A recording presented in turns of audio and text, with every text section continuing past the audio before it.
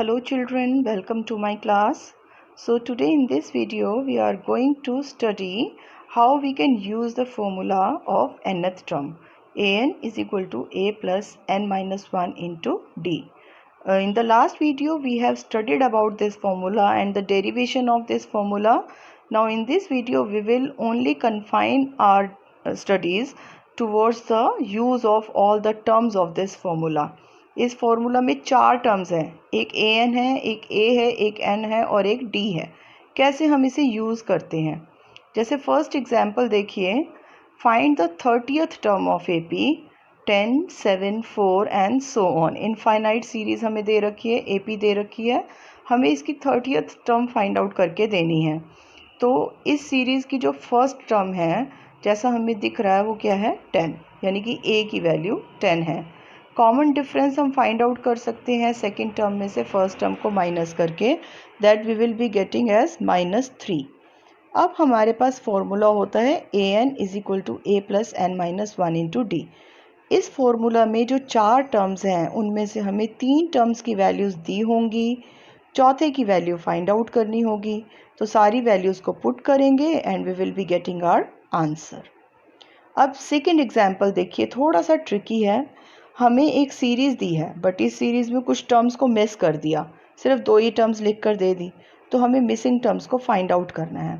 अब इस सीरीज़ का ना तो हमें ए मालूम है, ना ही कोई 2 कॉन्टीन्यूस टर्म्स दी हैं जिससे हम माइनस करके इसका कॉमन डिफरेंस फाइंड आउट कर सकें.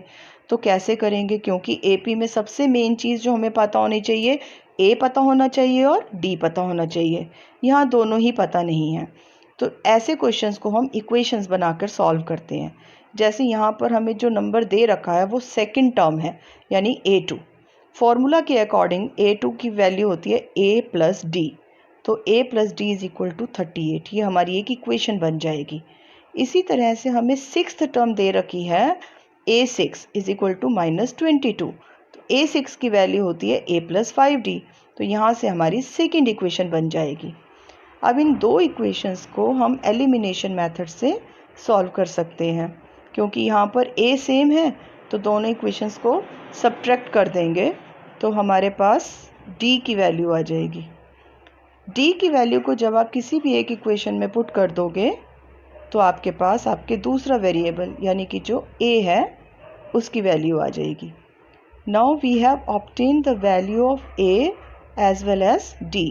a की वैल्यू हमें मिली 53 और d की वैल्यू मिल गई हमें -15. अब जो मिसिंग टर्म्स हैं वो हमें फाइंड आउट करनी है. फर्स्ट टर्म मिसिंग थी, उसकी वैल्यू तो हमें ऑलरेडी मिल गई 53.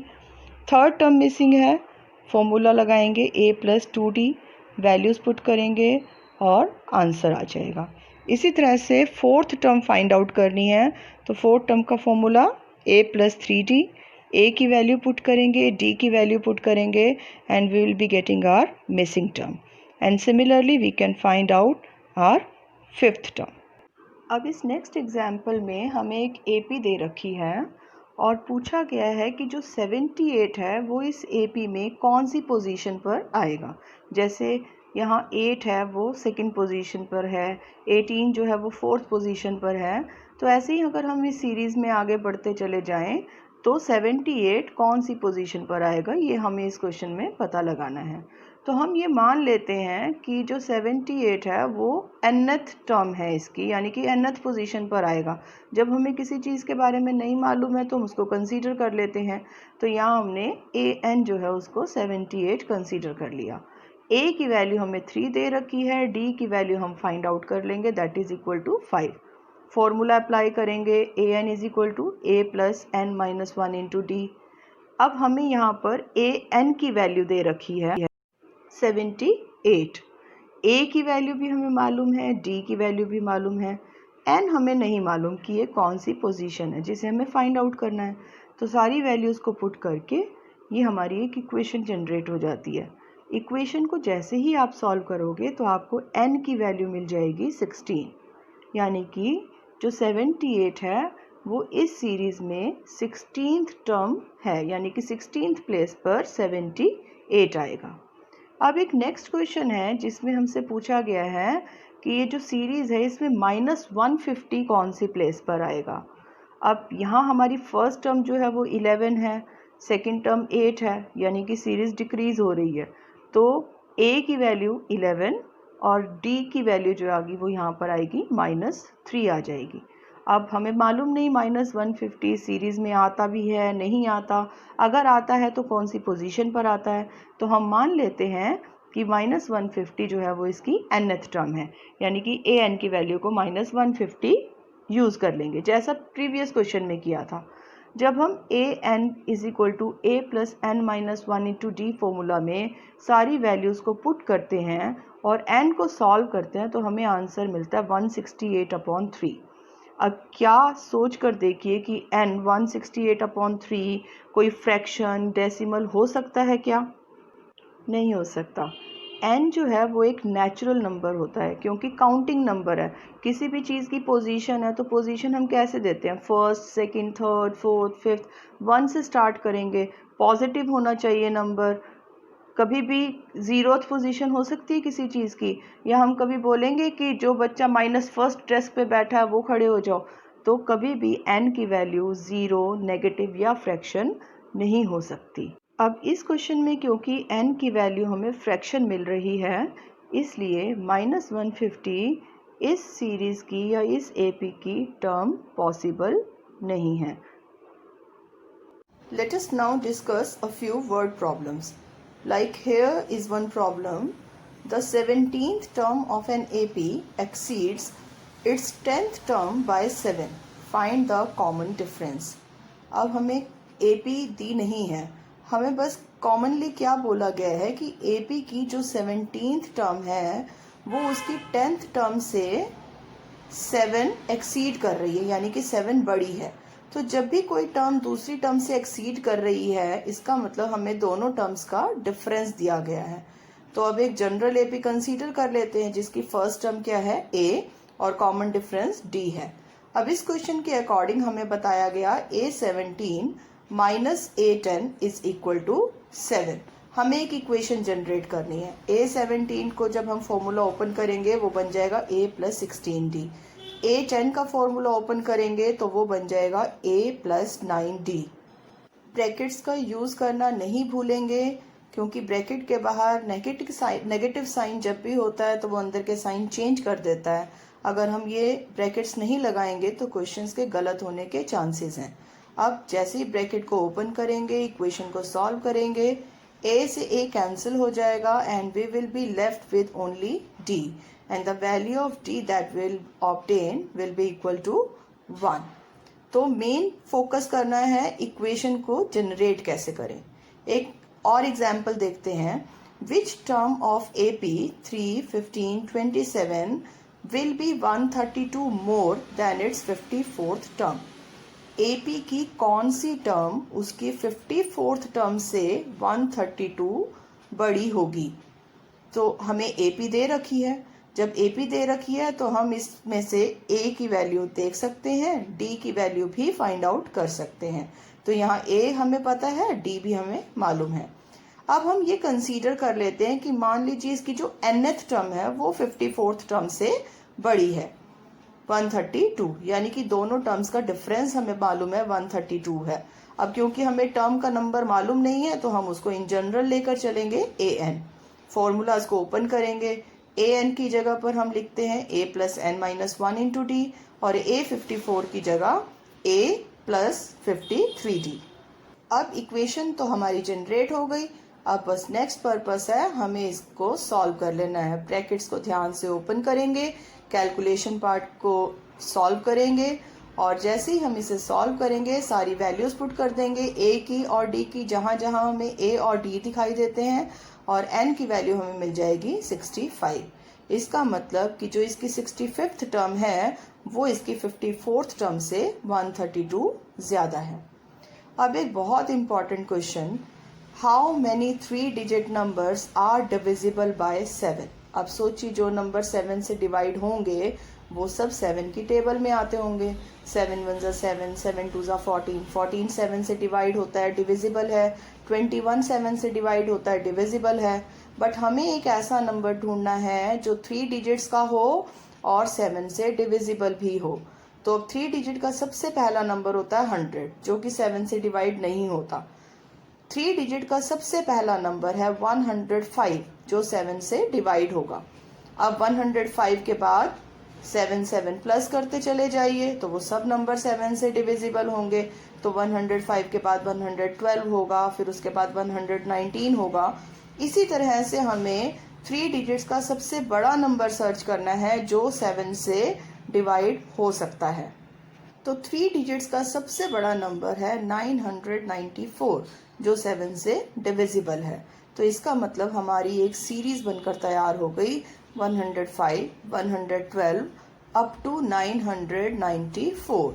तो हमें इस सीरीज में ए भी मालूम है 105, डी भी मालूम है 7, और लास्ट टर्म यानी कि nth टर्म भी मालूम है 994।